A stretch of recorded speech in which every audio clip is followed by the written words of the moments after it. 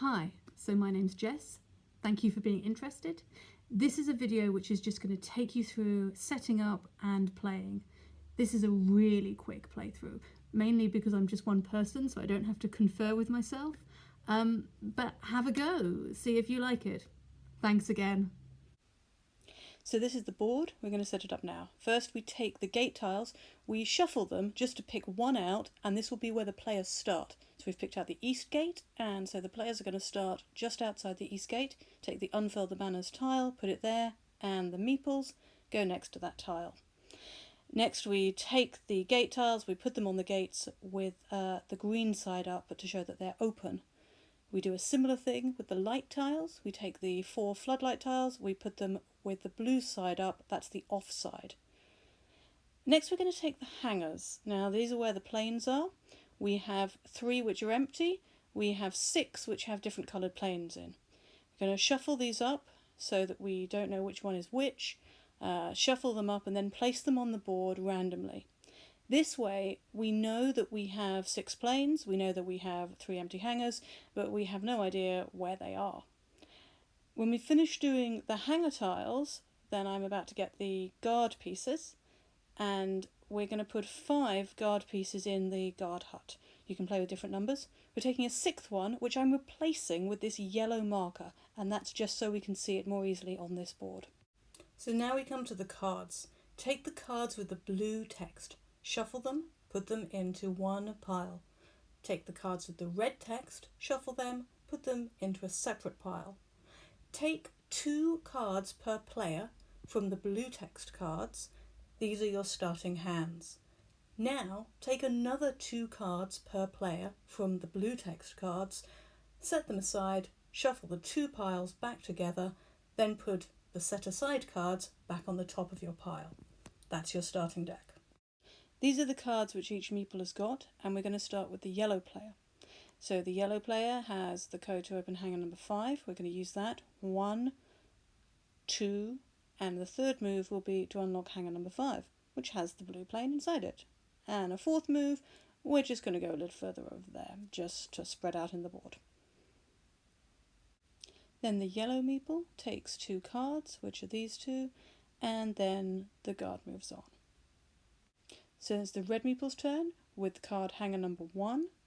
So the red meeple goes 1, 2, 3, then uses the card to unlock hanger number 1, which is the yellow plane. The red meeple takes 2 cards, which are these 2 cards, and then the guard moves on. The green meeple's turn. The green meeple has the crowbar. So the green meeple goes 1, 2, stops in there, decides on hanger number 4, which turns out to be empty, then decides where to go next, and is going to go into the quarter with the others. And the green meeple takes these 2 cards, the yellow code and the bolt cutters. And just to remind ourselves, these are the cards as they currently stand. This is what the meeples have in their pockets. Then, of course, the guard moves on. The yellow meeple is going to take the yellow disarm plane card from the green meeple. So that's 1 go, 2 goes to enter the hanger, 3 to disarm the plane, and 4 to leave the hanger again. So that's the 4 actions. The yellow meeple takes these 2 cards, and then, of course, as usual, the guard moves on. The red meeple goes next, uses a crowbar, which means they're going to open hanger 2. It contains the blue plane. They don't have a bolt cutters or a code, so they're going to move to the other side of the board, simply in order to spread out. They get these 2 cards, one of which is a red card, so it must be played immediately.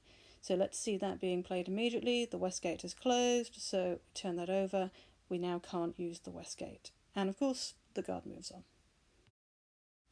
Green meeple will now use the bolt cutters to disarm the blue plane. So 1 move to enter it, 2 moves to disarm it, 3 moves to get out of the hanger, and 4 to go into the next quarter, simply to spread out across the board a little bit more. The green meeple takes these 2 cards here, one of which is a red card, so let's see that happening. That floodlight comes on, it's the northwest floodlight, and of course the guard moves on. So the yellow meeple wants to move across the board, is simply going to take 2 goes to do that, because at this point there's not much else to do. Takes 2 cards, one of which is a red card. Again, the guard appears in hanger number 4, so let's see that. Guard appears in hanger 4, and there it is. And luckily we've already been into that hanger, so it's not too much of a loss. And the guard moves on, of course. The red meeple has the code to open hanger 6, so that's going to be 1 and 2, and it's an empty hanger, so take that off immediately. And then the red meeple is going to move back to be next to the yellow meeple in order to give cards to it later. And the red meeple picks up bolt cutters, and southwest floodlight comes on. So again, let's see the southwest floodlight turn on. That's that one there. Which means that if anybody was in that quarter of the board, they would be caught by the guard. The same as if they were in the northwest quarter. Let's see what cards the meeples have at the moment. Just for you. And this is how many planes we happen to have got at the moment. So we're doing okay. The green meeple is using all of their moves to open this hanger, hanger number 3, and it turns out to be empty. They then pick up these 2 cards, hanger number 9, and turn off any light.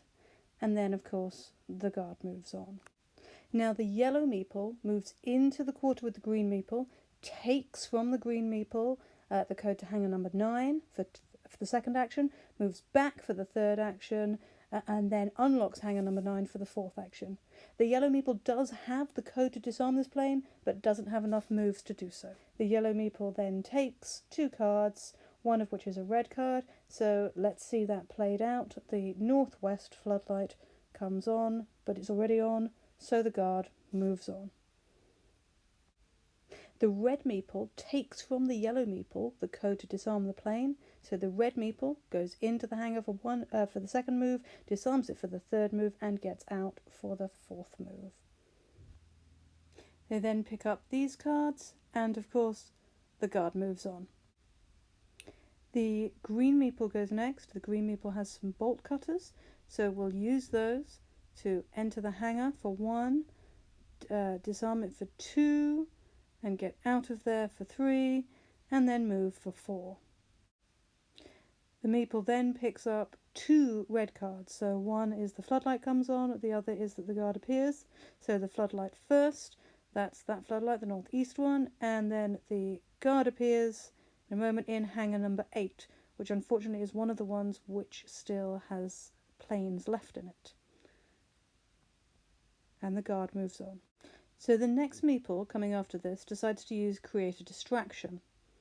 Now this comes with a penalty, so it takes the piece out of there, but because next turn 2 guards will appear, the card goes on the board underneath the guard hut, and the piece moves 2 more squares, picks up these 2 cards, and of course they need to be resolved, so a guard appears in number 6, which gives us an opportunity to resolve the create a distraction card immediately.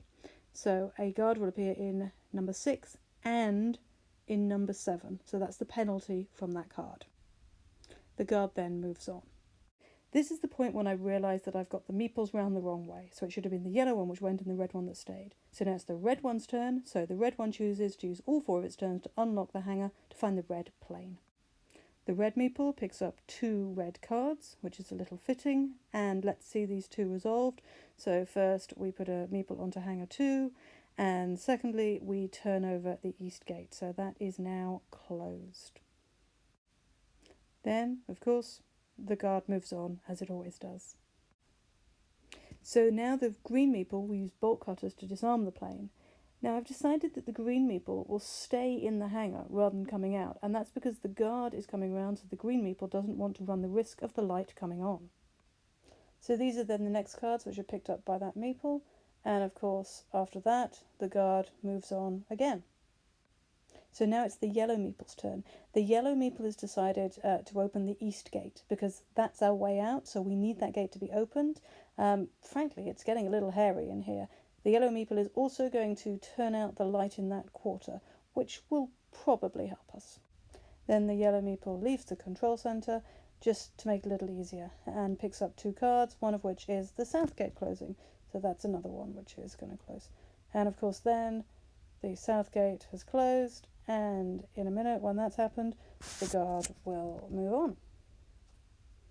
Now there's only one guard left in the guard hut, which means that somebody needs to sort it out, and the red meeple is going to move into the control centre and sort it out next turn. It doesn't have enough turns now, but right now they're going to pick up these 2 cards, and let's just have a quick recap of where we are. These are the cards that the meeples have at the moment. The guard, of course, moves on. The green meeple now needs to move away from that quarter with the guard if the light comes on, and picks up 2 cards, one of which means that the northeast light comes on. Luckily not quite the light they were in, but close enough. And the guard moves on. The deck is running low, so the yellow meeple is going to spend its entire turn redistributing cards. Now there are 3 cards which are going to change ownership. Firstly, the bolt cutters, which now belong to the yellow meeple, used to belong to the green meeple. The crowbar used to belong to the yellow meeple and now belongs to the green meeple, and the end of shift card used to belong to the green meeple and now belongs to the red meeple. The yellow meeple then picks up 2 new cards, and of course after that the guard moves on. The reason that the meeple changed those cards was so that the red meeple could use both of the end shift cards to get 2 guards out of hangars. Having done that, the red meeple leaves the control tower and moves 1 quarter closer to the exit, because we're almost there. Picks up 2 cards, and of course the guard moves on. The green meeple can then use the crowbar to move 2 spaces, then open hangar 7. Picks up 2 new cards, and after that the guard moves another space. The yellow meeple is now perfectly positioned to use its bolt cutters to move 2 spaces, to enter the hangar and to disarm the plane. It doesn't have enough goes to get out of the plane, but the plane has been disarmed and we're nearly done.